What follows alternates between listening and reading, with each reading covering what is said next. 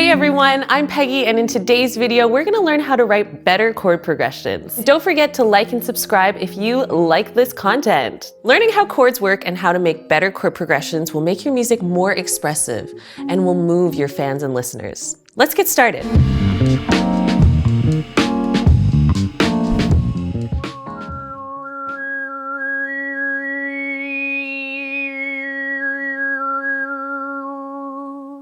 Chords happen when 3 or more notes play at the same time. When 2 notes play at the same time, it makes a harmony. Chords have 3 or more notes and are responsible for setting the emotion in music. In a song, chords are almost always in the same key.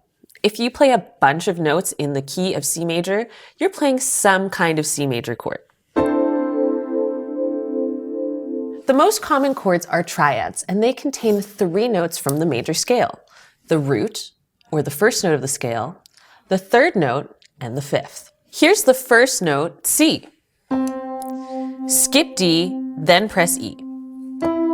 Skip F, and then you have G. Move this shape around all the white keys and you'll get different chords in the key of C major.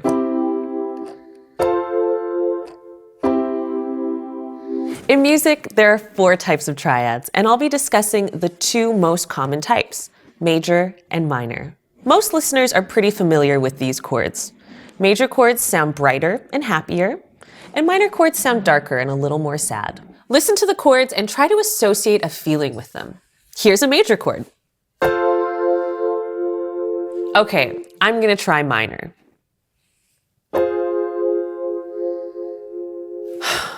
I need to pick me up.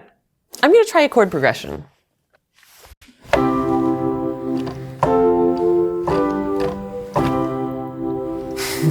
Right, that felt good.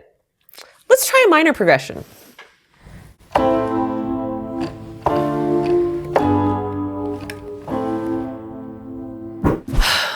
All right, now that I have my feelings sorted out, let's look at where chords live on the piano. Analyze the chord by counting the semitones between the notes. From C to E, how many do we have? That's right, there's 4. Now count from E to G. How many? There's 3.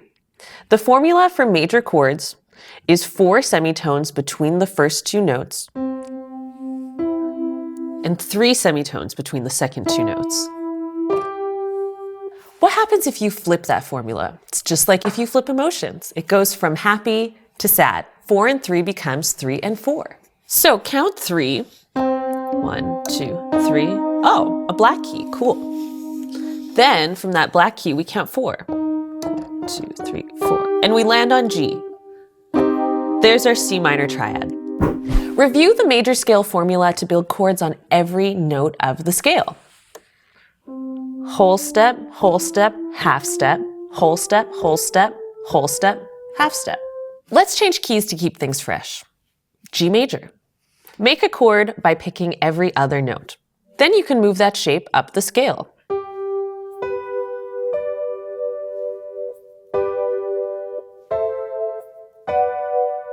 Analyze the formula for each chord and it will tell you if it's major or minor. For example, the first chord, G major. 4, then 3. Move 1 up and you get an A chord. It's 3, then 4, so minor.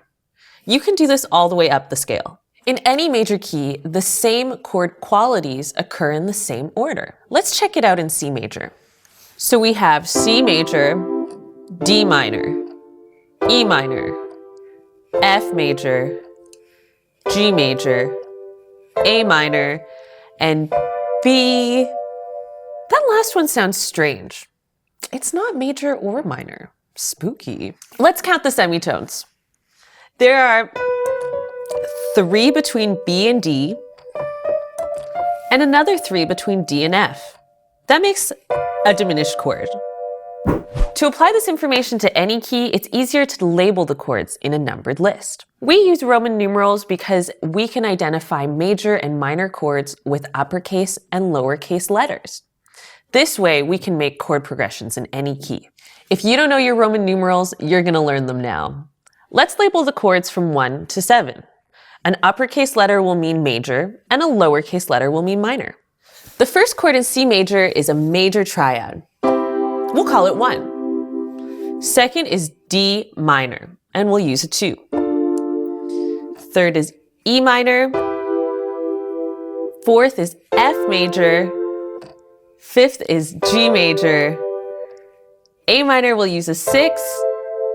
And for B diminished, we'll use a 7 with a little circle next to it. Now that you know your Roman numerals, we can discover how harmony develops in music. You've probably heard this progression before.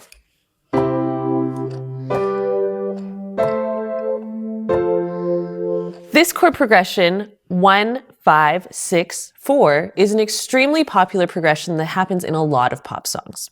I played it in the key of C major. Let's review the chords in F major, and we'll try playing 1, 5, 6, 4 in that key. Play the chords up the scale following the correct chord qualities. So we have major, minor, minor, major, major, minor, and diminished. Great job. Now let's try and play a 1, 5, 6, 4 in the key of F major. First is F major. Count up 5, and we have C major. D minor is 6, and we end with B flat major. Change keys to create a different vibe, match your voice better, or sync up to samples in your DAW.